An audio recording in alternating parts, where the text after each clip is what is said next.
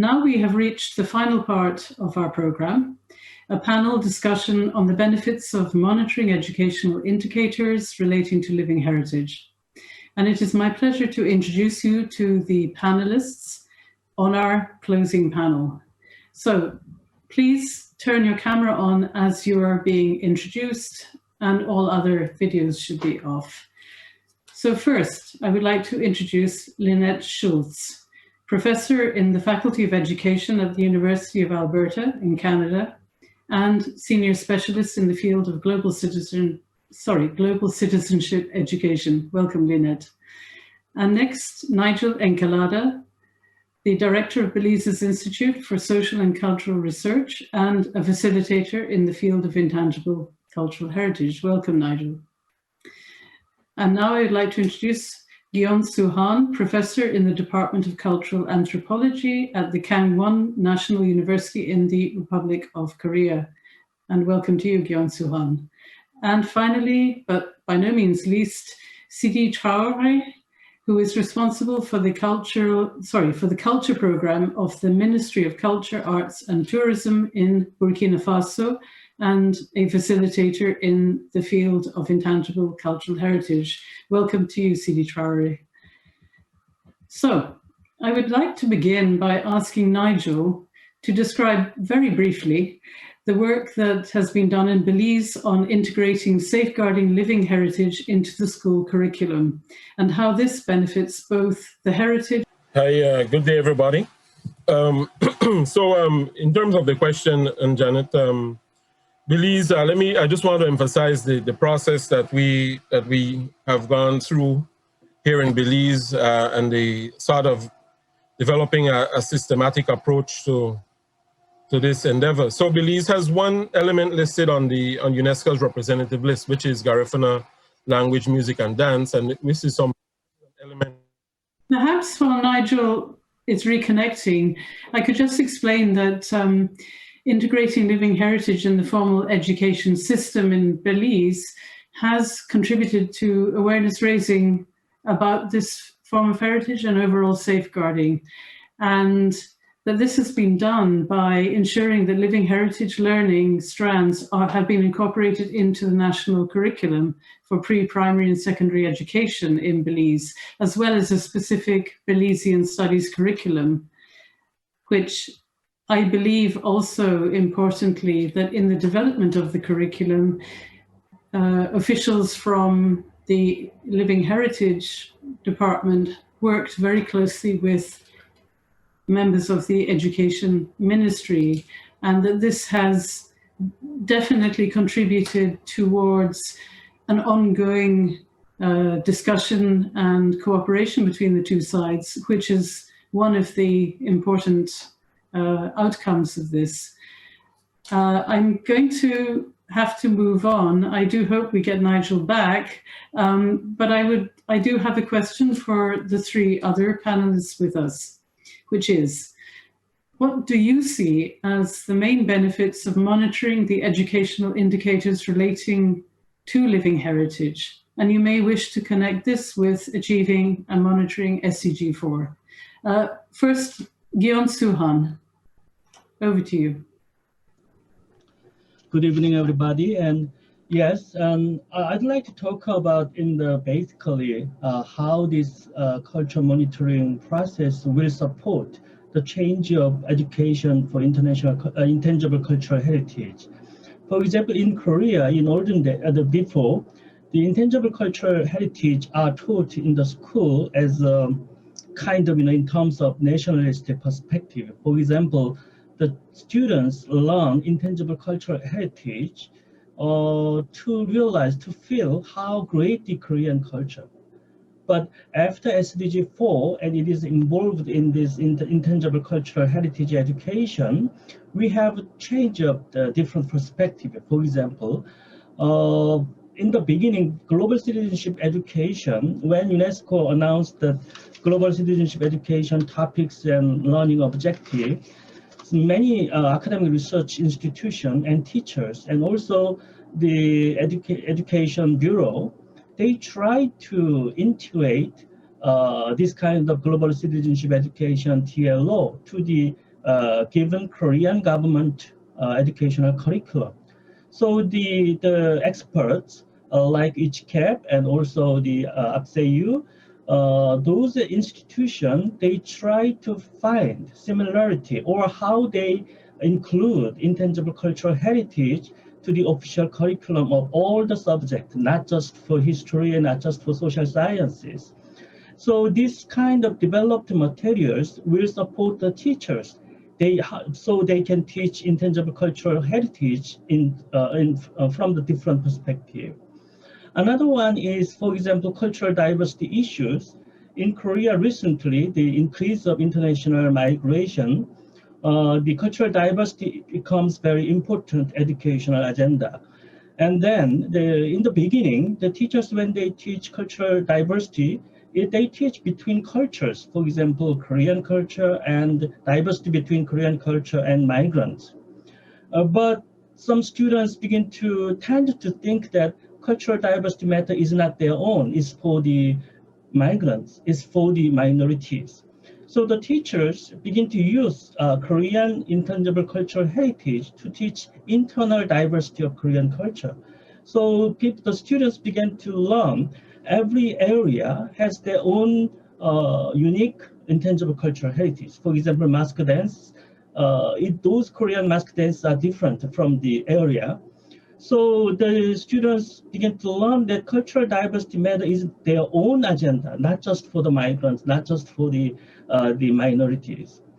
And also the lifelong education too, the, the, the, the intangible cultural heritage becomes very popular topics for the early retired peoples, because in Korea we are become transformed to the aging societies. So many young early retired peoples, they need to find out second careers. So the intangible cultural heritage educational program, it is very popular for them. So some of them, they find a new job through this lifelong education and also the vocational training program for intangible cultural heritages. So I think that the reason why Korean educational bureaus, they changed their perspective to teach intangible cultural heritage because we interpreted SDG 4 educational agenda. So I think if we have obligation to report the cultural monitoring process, and then those voices will be supported by the government and also the Korean mass people, they also change to their mind to approach intangible cultural heritage. So I think the cultural monitoring process will give us very good influence to see ICH from the various perspectives. Thank you. Thank you very much for that. And certainly in the living heritage field, we always have a lot to learn from the experience in the Republic of Korea. Lynette Schultz, what is your take on this question? The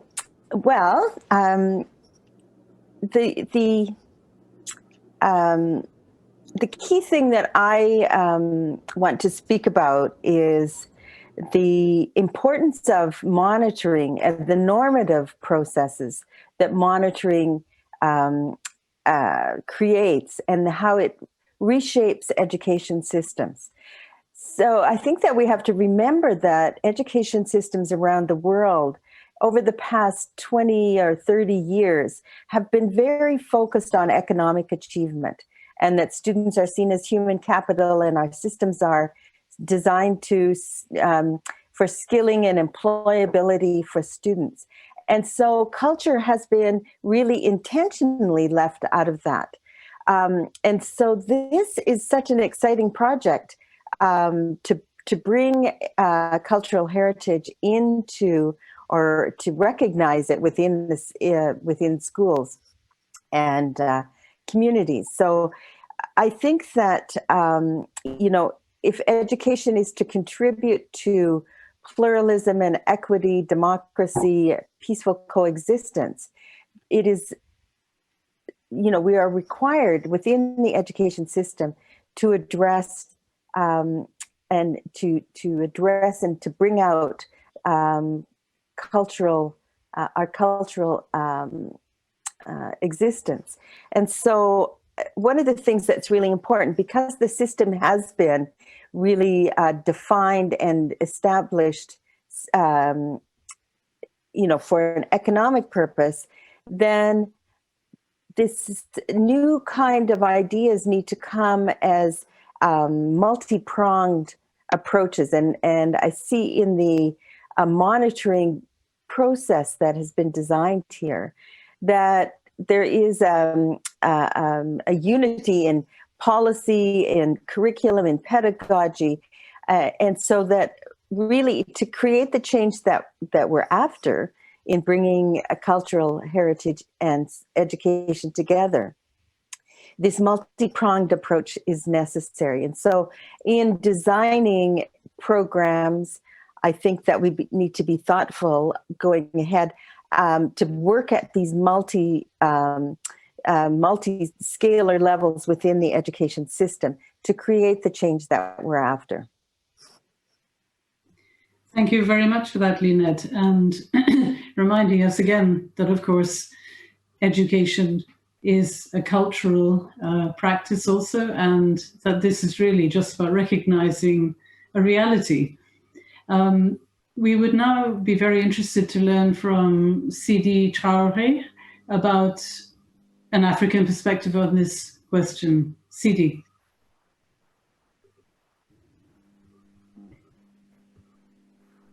Yes, go ahead. Oui, Jeannette, merci bien. Thank you very much, Janet. I'd like to thank Janet and everybody for organizing this.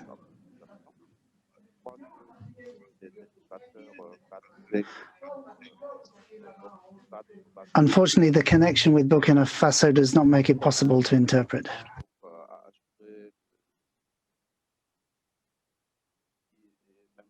Cela aussi relève en tout cas des liens intrinsèques qu'il y a entre l'éducation et les pays, comme cela a été dit déjà par plusieurs intervenants. Je crois que l'intégration donc du patrimoine culturel immatériel dans le système éducatif, soit au primaire ou secondaire, avec les valeurs que le patrimoine culturel immatériel véhicule, en termes donc de savoir faire, de savoir être et autres. Cela contribue à une connaissance également aussi, donc à des relations apaisées entre des scolaires et qui apprennent justement à connaître les cultures des autres et qui arrivent donc à les apprécier de façon mutuelle. Et c'est là, évidemment, toutes les valeurs que le PCI donc véhicule permettent également aussi, pourquoi pas, de tendre vers une sorte de développement durable.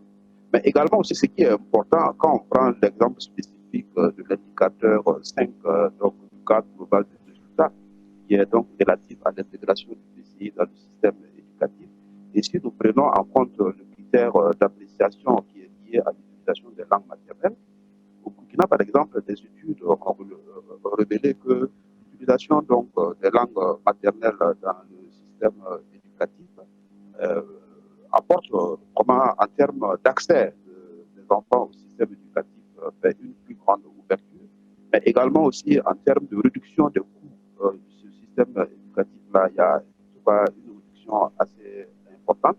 Mais ce qui est également aussi important, c'est le rendement donc, interne qui est très élevé, parce qu'on se rend compte que lorsque les élèves étudient dans leur langue maternelle, ben, évidemment, ils ont des rendements beaucoup plus élevés. Et également aussi, il est ressorti que le rendement externe également aussi, donc, de ces élèves-là qui sortent de ces écoles-là où ils apprennent à partir des langues maternelles, mais également aussi, ils sont rapidement donc intégrés dans leur société. Et même Pardon, Sidi, je me permets d'intervenir parce qu'on a un problème d'écoute. Est-ce que on pourrait vérifier le micro? Il y a plusieurs participants qui sont très intéressés par la présentation. We are now trying to fix the connection with the help of the technicians. For the moment, the interpreters cannot interpret because the quality of the sound is not good. It seems to have improved somewhat now, so perhaps the participant can start again. Okay, I was saying that for African countries that have inherited legacy colonial education systems, these indicators are very important.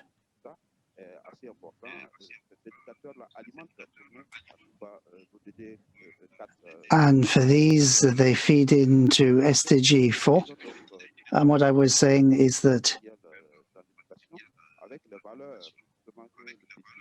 we have tried to go ahead on the basis of our values, leading to better understanding and respect.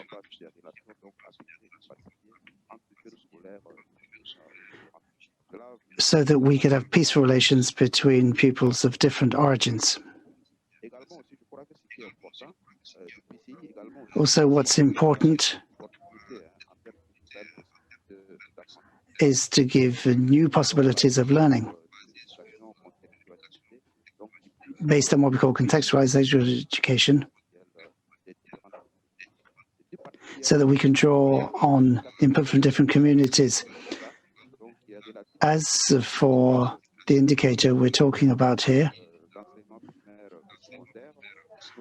that's the integration in primary and secondary education.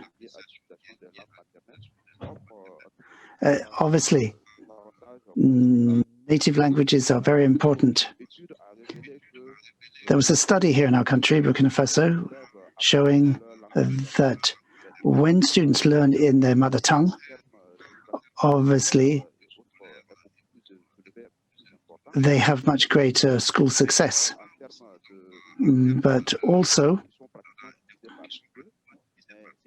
costs are halved. It's a much more efficient system than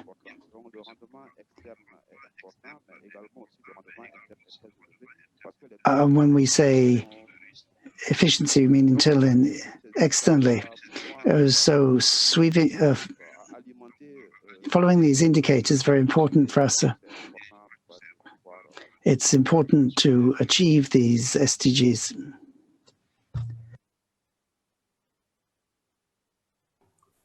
Thank you very much, CD. I'm very sorry that we had to ask you to do that twice, but it was worth it to hear what you have to say. Thank you, and particularly your emphasis on the importance of values, as well as the mother tongue teaching is important, but the values are also very important for quality education. Now, I would like to see if what advice our panelists could provide to non-governmental actors, governmental officials, to UNESCO, to others, as to how we can maximize on the benefits of living heritage in education, which you've mentioned, and to minimize on challenges that exist. So first, Lynette.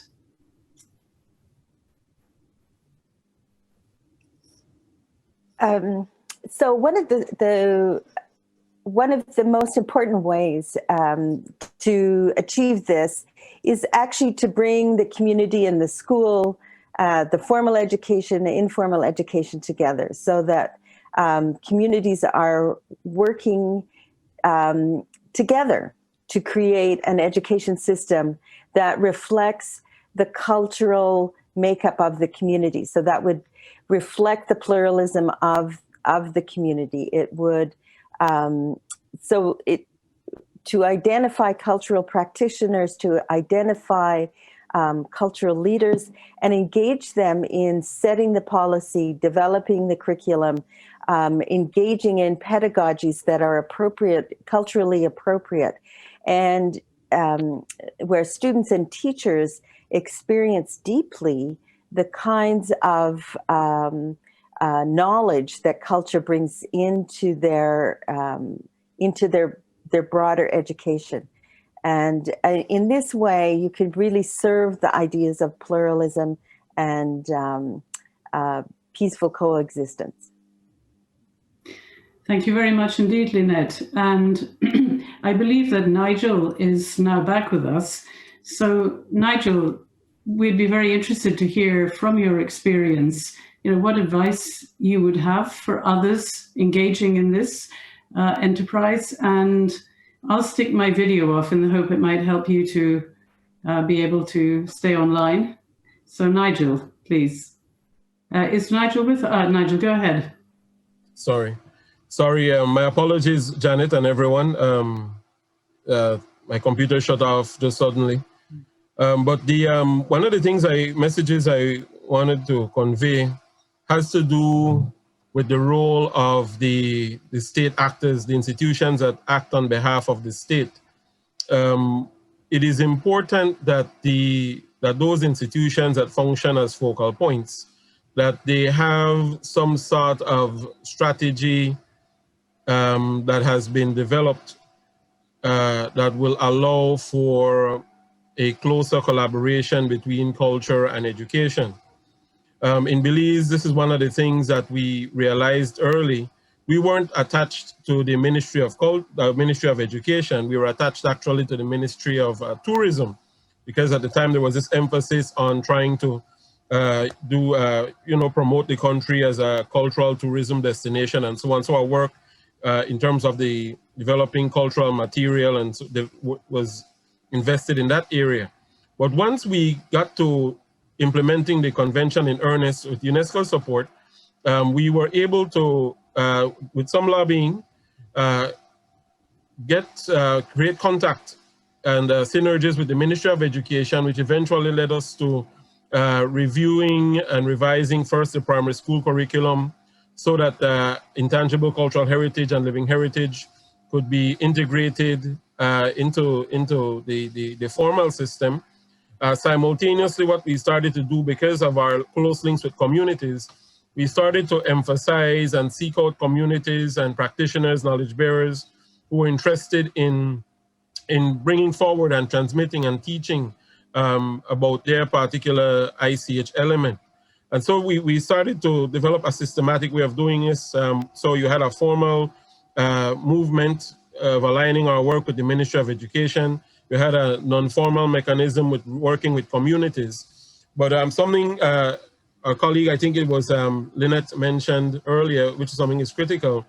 We want what is the ideal situation, and is that the institutions and communities engage each other, so that both the formal and non-formal processes can work in parallel, and sometimes even the synergies can be created between the two, so that there is a systematic, deliberate effort at the national level, at the regional, at the local, at the community level, for the full teaching about, learning from intangible cultural heritage, and thereby contributing to safeguarding. So that's just the message I would like to convey: developing a strategy, know what it is that you want to do, and then working and doing the lobbying. Because many times, when you work in governmental institutions, as I do, there's a tendency to wait on the government to bring down policy.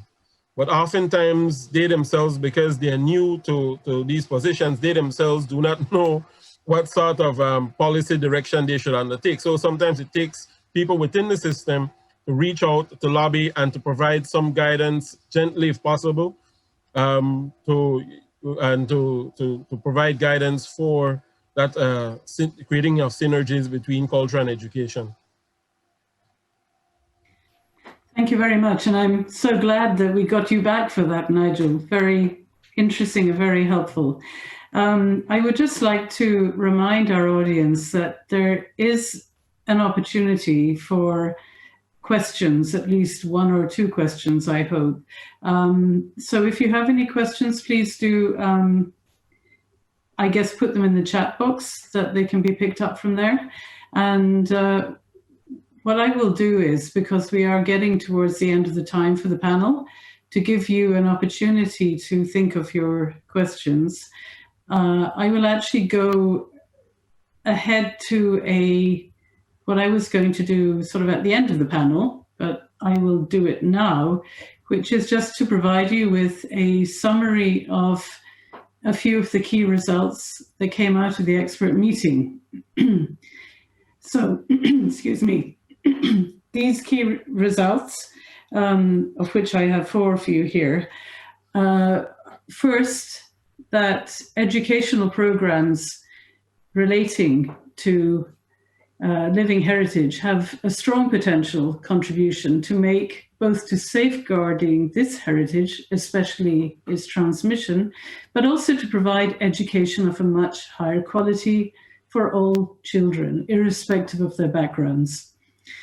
Using one's own language and familiar, culturally appropriate concepts is an essential basis for effective learning, and therefore contributing very strongly to SDG 4.7. At present, unfortunately, education and culture policies tend to operate in isolation from each other. And so effective implementation of these kinds of educational programs and activities requires a much more interdisciplinary, intersectoral approach through dialogue that is built at different levels in each country. Teachers can play a pivotal role in this, since they're both educators, but they're also embedded in their local communities and cultures. But it is important that they receive adequate training in how to incorporate living heritage in the classroom to avoid culturally inappropriate teaching and to be able to gain most benefit from this. So there is clear mutual advantage for both the living heritage and the education fields in monitoring the education-related indicators. For living heritage, this is through learning about what has been achieved and what can be improved in the future. The associated development of programs, partnerships on the ground, and even infrastructures that will all contribute to better safeguarding. For education, this is not only contributing to achieving SDG 4.7, for example, through greater respect for cultural diversity and providing quality education, but it will also greatly facilitate monitoring what is a rather abstract indicator and future reporting on it. So there's a direct benefit to states, parties with regard to SDG 4 as well. Now, I want to see if we have any questions for our panel. Maite? Yes, Janet, we have several questions. Okay, well, I'm not sure how much time we have. I guess we have about 5 to 10 minutes. So do you want to give us the first question? Yes, so there is one question from the audience that is asking what can be the main key points in order to strengthen teacher training and capacity building for the purpose of promoting ICH safeguarding and its contribution to sustainable development. Okay, thank you. Well, I would first like to call on CD to respond to that question, if CD is hearing me. Oui, Jeannette, je t'entends bien. Oui. Yes, Janet, I can hear you. Did you get the question, CD? I don't think I quite understood the question, Janet. Okay. So Maite, perhaps could you repeat the question for CD in French, if that's possible? I will translate it in French. Quels sont les principaux So points what are the main ways of strengthening teacher training and capacity building in order to promote the protection of cultural heritage, intangible cultural heritage? What are your main recommendations for that? Okay, sure. So first of all, the education sector and culture sectors must communicate better amongst themselves, because each one tends to focus on their domain, even though we're often working on the same material. So it's important to note that there are bridges between these two sectors. For example, let's take Burkina Faso. the quality of the audio is not very good. It's difficult to interpret. There is some teacher training, which is very important for us. And it's important that secondary schools, intangible cultural heritage be taken into account in teacher training so that teachers can then teach it.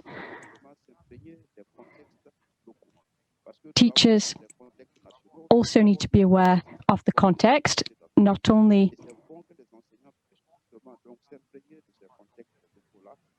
national context, but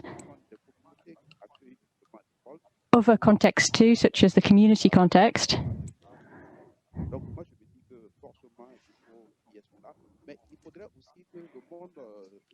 It's also important that the schools are closely connected with their communities. So, CD, I'm very sorry. I think we're going to have to move on because your audio is cutting out. Lynette, do you have any further points to add to that? I'll give you an example. In my teaching with in teacher preparation, I often ask my group of teachers who will be very diverse in their backgrounds, and I'll ask them, what is it about your culture that when viewing a classroom situation, what about your culture will help you understand what's going on in that situation? And it's very interesting to me that students from a dominant culture often say, well, I don't think of myself as having culture. And so I think that's a key point in education is that we all have culture, and that we need to be understand and recognize our own cultures and how that shapes how we view the world. And as a teacher, you bring that into a multicultural classroom, or even one that we think maybe is a unified culture, but really that's not very likely. There are multiple cultures that exist within classrooms, and we begin to understand how culture works and how it contributes to our understanding of the world and of each other. So I think a key starting point in teacher training is to help pre-service teachers understand their own cultural position. Thank you very much, Lynette, for that. And do we have time for one more question? If so, Maite, do you want to share with us another question? Yes, thank you, Janet. I think we have two really interesting questions. I will share them with you. One is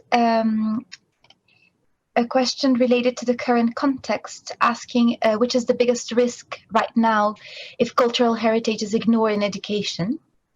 That's one. And the other one is a mix of a couple of questions that have been asked by several participants, that it's how to find a balance between intangible cultural heritage and global citizenship, not to promote nationalism and risk to peace.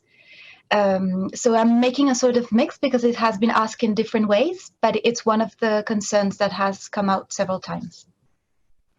So perhaps I would go for the second question first. How to find the balance between, on the one hand, cultural diversity, yes, and on the other hand, the notion of global citizenship. Is that correct?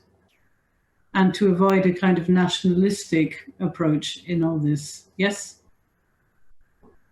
Have I understood correctly? Yes, how to find the proper links between cultural heritage and global citizenship. Mm-hmm, yes. So I would like to invite Gyeon-Soo Han to respond first to this, please. I think my camera, I cannot open my camera because the organizer has control my camera buttons. Okay, why don't you just start talking and we'll try and resolve the camera issue as you're speaking. Okay. There you are. Well, the concept of the global citizenship itself is very controversial, and also the different countries and different area, they have their own historical context to define about cultural the global citizenship. What is the universal value for the global citizens? But for me, the cultural heritage itself is very important to learn the local knowledge of the various peoples. And also the value of local knowledge will support for the human beings to overcome various the critical situation, the crisis of environmental crisis, sometimes the community the conflict and issues. So the cultural heritage becomes the whole human being's common resource to understand the situation, to find out the solution. So global citizenship education, if this education include the diverse cultural heritages, and we start to build up some avoiding conflict and the living together, and also co-work and the global societies. And for example, for the sustainable development, in Korea we have the good examples. For example, the diving woman's intangible cultural heritage. Right now I cannot remember the exact the vocabulary. The people who dive into the sea, but they do not use some artificial the support for the breathing. So it means the human beings, this local knowledge, provide us how to human live with the nature. So because of the limit of human capability, we cannot collect all the seaweed or the seafood from under the sea, right?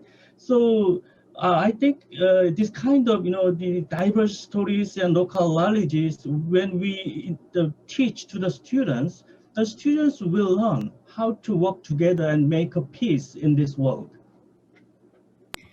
Thank you very much for that sort of uplifting comment at the end. And I would just like to ask Nigel about the other question that we had, that in our current context today, what is the biggest risk if cultural heritage is ignored by the education sector? In other words, turn that around to a positive. Why is it so necessary and important that intangible cultural heritage is integrated into education? Nigel. That's an interesting question, Janet. One of the observations I would make, just from living and seeing what's going on in the world, and certainly in Belize and the region, is that when the education is not culturally relevant, it stunts development. Countries like the one that I live in, we're engaged in a process of development, but many times the development is retarded. It doesn't achieve its intended goals because it tries to adopt what we call first world models. No, what we see on television, we're thinking of all the technology and the ways of being and doing that other people and other communities and nations employ, but while neglecting the homegrown skills and talents that come from the people here. I'll give you a simple example. When you think of this pandemic, for example, has exposed how a country like mine, where we have a lot of available land resources and people who've come from a tradition of farming and so on, how underdeveloped that area was or is. And it has driven home the point that the skills that were already a part of who we were being neglected and ignored for skills that have very little application here. As a matter of fact, when the education system pushes a sort of what do you call it, a more